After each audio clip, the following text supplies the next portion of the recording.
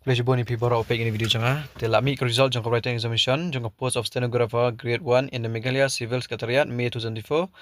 Kebalaj 2024 tega held on the 25 June 9 2025 kalau kabala pelong house ne majar pesan pesan torik benar berkendai is hereby declare the candidate declare to have passed in order of merit as follows. Ini di candidate ke balak pass.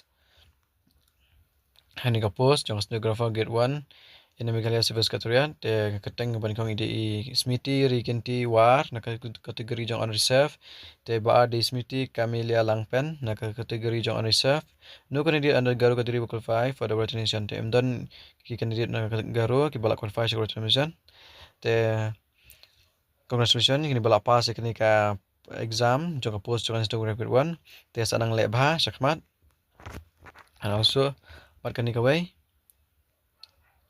but Nikaway let me result jongka written examination of the post of stenographer grade 3 in the Commissionariat of Food Safety, in the Inspector General of Prison and Correctional Service, and in the Directorate of Tourism, May 2025, held on the 25 09 2005 ke belak pelong habus nama jawab pesan torib nama kendai is hereby declared the candidate declared to have passed in order of merit as follows.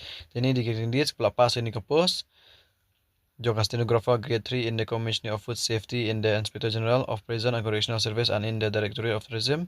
Te kini kiteng menikong ide Smithy Krerinia Walang na kategori jong reserve. Te bar de Smithy Joyfully Lingxiang na kategori jong kasih jantia. Te balai de Smithy Clarissa Karmolong na kategori jong i kasih jantia. Te congratulations ya pisia pila pas ya kanika post kanika retention jong post stenographer. Te senang lek bahasa kemat. Kublesibun.